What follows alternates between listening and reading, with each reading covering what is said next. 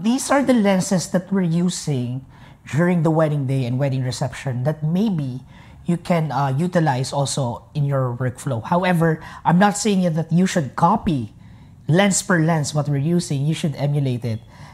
This is just to give you an idea of the set that we're using. Now, to start with, we're using the 100 millimeter. Now, the 100 millimeter is more on the detail shots, the ring shots, the invitation, the shoes, the bouquet, so that we can go close. Now, in this case, we're using a G Master 100 millimeter from Sony.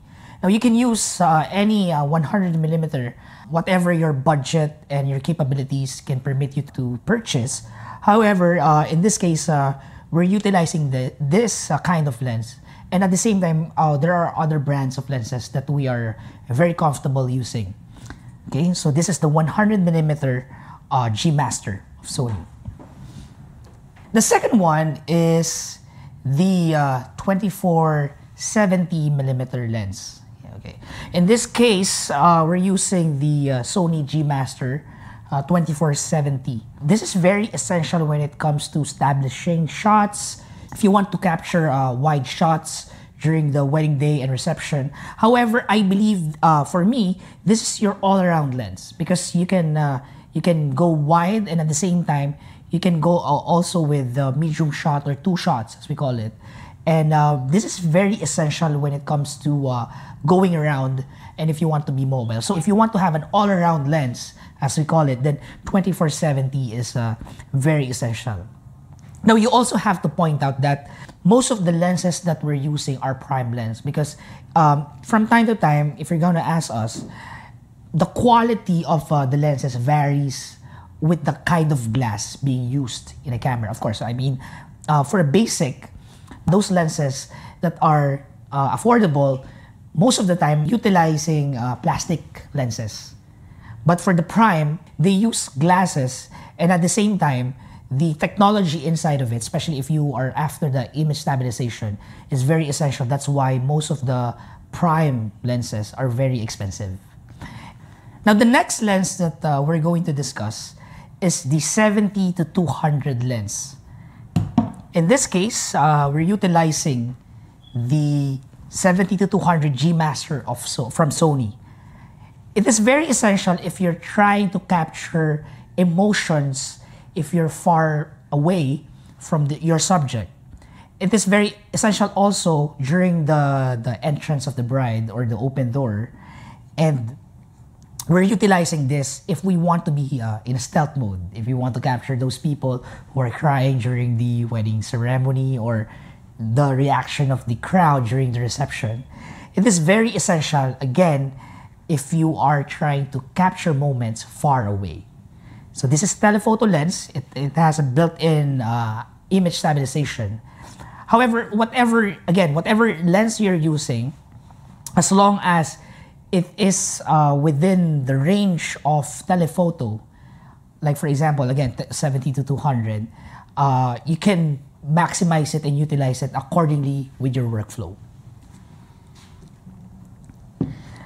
And the next lens that we're using, the 16-35 lens, I think we have it here. Now, the 16-35 is wider, obviously, compared to the 24-70. And what we have here is a Sony G Master 16-35. It is very essential if you're using a DJI Ronin because this is lighter compared to the 24-70. And at the same time, if you want to have more range compared to the 24-70, now this is essential for you. This is what you can use. However, if one of the shooter is using a 24-70, you can also utilize this because one of the functions inside the Sony a7S II is that you can turn on the APS-C and it will automatically crop the focal length of the lens. So in this case, if you're using 16-35 and you turn on the APS-C, then you can achieve close to what a 24-70 can do. The great thing about the G Master lens of Sony, the 1635 in particular, it doesn't have any obvious distortion. So you can check it out, and you can review this. However, in our case, we're very pleased of the performance of this lens. Okay, and last but not the least, we're also using the 50 millimeter lens. In this case, this is Zeiss, but during our wedding day, we're utilizing a different kind of lens, a different kind of brand. And it's very important for us, the 50 millimeter, especially the 1.2 aperture, it is because it can allow us to be more creative when it comes to portrait shots. When I say portrait shots, it's more of like the solo shots of the bride and the groom, or if they're together. This is what we're using if we would like to have an editorial type of shoot.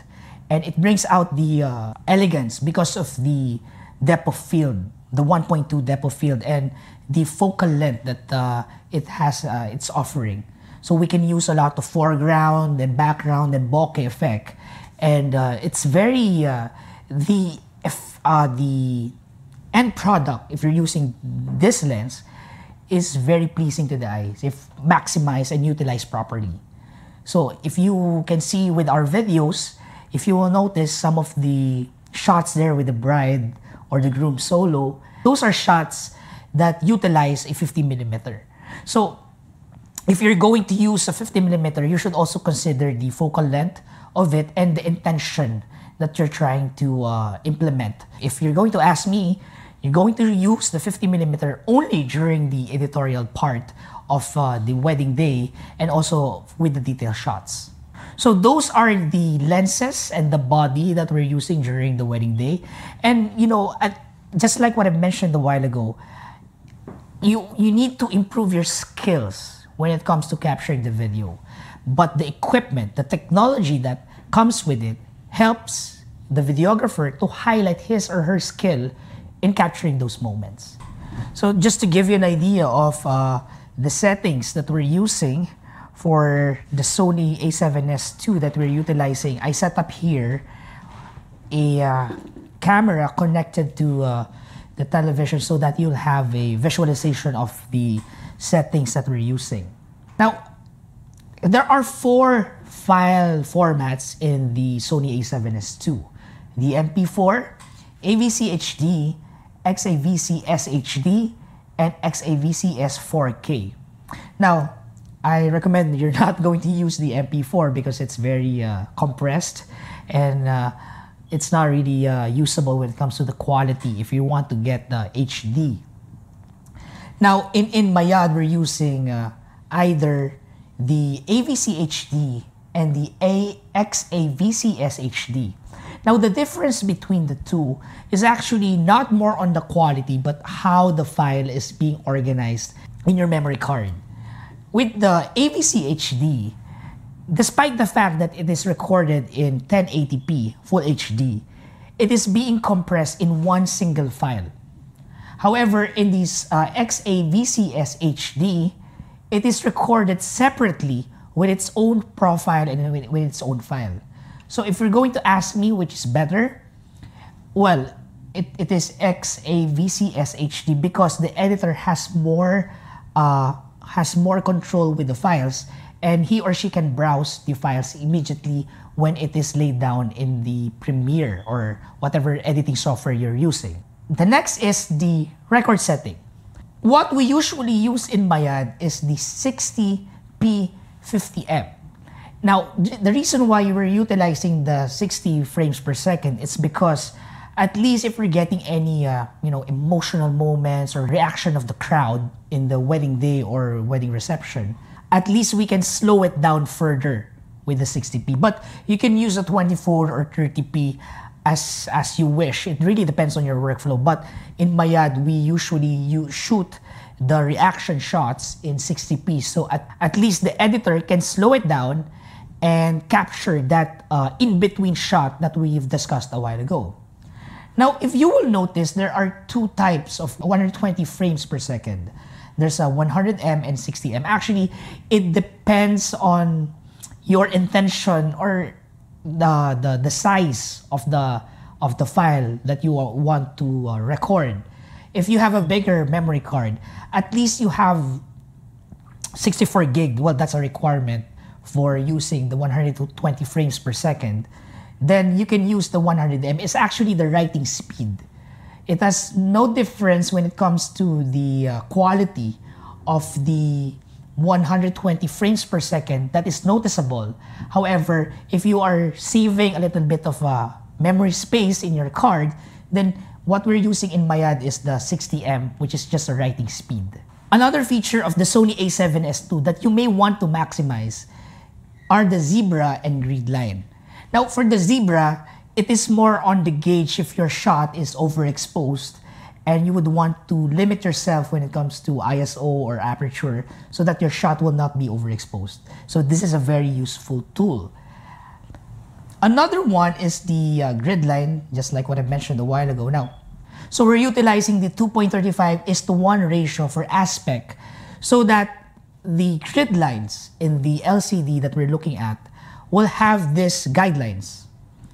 And if the director or editor decides to have black bars on top and below of the video, our subject would be in the middle.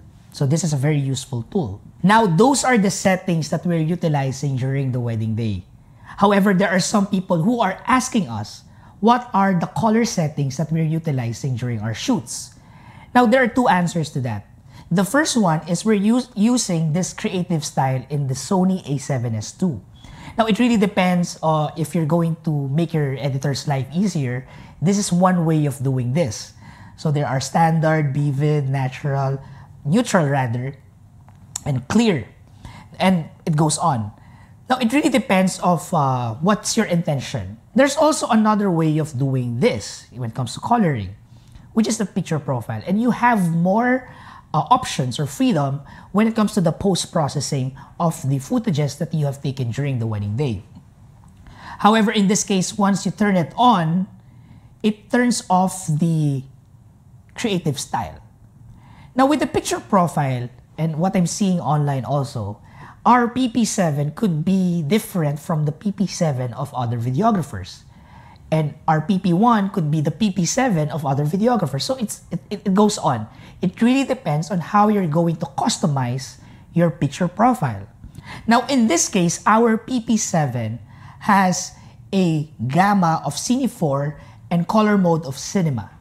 So it depends on how you're going to customize your picture profile. Now, in Mayad Studios, our directors has their own preferences. So each director has their own picture profile. So it's up to you how you're going to emulate or copy what we're doing. And at the end of the day, it's good that you will develop your own workflow and your coloring setting. So there you have it. Those are the camera settings that we're using. The equipment, especially the camera and the lenses that we're utilizing during the wedding day. And I hope you've gathered a lot of new information and knowledge that you can utilize and emulate to your workflow in your production house.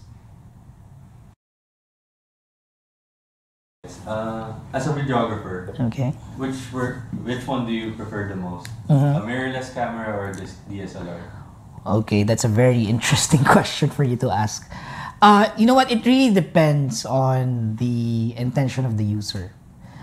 It could be DSLR or mirrorless. Now, there are some companies that are still banking on the DSLR format, and there are some companies that looking forward and trying to utilize and maximize the mirrorless technology. Now, of course, there are advantages and disadvantages of both format, but at the end of the day, it's up to the user how he or she going to utilize the camera. Now, in our case here in Mayad Studios, when the first Sony a7S was released, it has a light format, a very light format, and at the same time, it enables us to be mobile and we can carry it around. Aside from the fact that it has higher ISO and the 120 frames per second, that's the reason why we shifted to the Sony a7S. Now, with the Sony a7S II, which has a bigger body compared to the a7S, mainly because of the 4K technology inside of it, still, it enables us to be more mobile and more agile when it comes to getting the reactions or emotions during the wedding day. So that is the reason why we're very happy with the performance of a mirrorless camera. Now, however, it really depends on the capabilities of the user if he or she will choose still the DSLR. Now, at the end of the day, it's not really a debate. It depends on the user. So the discussion between DSLR versus mirrorless, right? It all boils down to the user experience.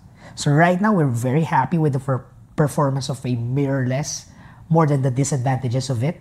And that is the reason why I'm choosing mirrorless. But again, it's a matter of opinion and it depends on the user. Okay? In a scenario that, what if you're in a wedding shoot and then Yes. you have a different types of sensors in Yeah, okay, I For understand. example, one is crop, one is full frame. Yeah, okay. In terms of editing, does it affect or does it have changes in it? Okay. Now, to relate that to our situation in Mayad Studios, first and foremost, I will set aside first your question and then relate it first with the different kinds of cameras during the wedding day. That is the reason why it took us almost 2 years to transition all of our cameras to the Sony a7S and a7S II. And it's very noticeable because the sensor of the old camera that we're using to the Sony Alpha system, it's night and day. It's very night and day, and it's very noticeable in the post-processing, especially in editing. So that is the reason why we compelled all of our videographers and the company itself compelled the people to use Alpha system. Now, if you're also using a crop sensor, that's another discussion because most of the cameras, like for example the A6300, which is not the full frame camera and APS-C crop, it has a contrast vibe with it, comparable to the A7 II. And that is the reason why, before the start of the wedding, even though we're using cameras within the Alpha system, especially if there's another camera aside from the A7S II, we try to synchronize the color. We try to match it. So that is preparation, a very quick preparation before the wedding. We try to match the color as close as possible, so that we can make the life of our editor easier. And at least the editor can focus more on the storytelling than fixing the color of the videos that we have provided that editor.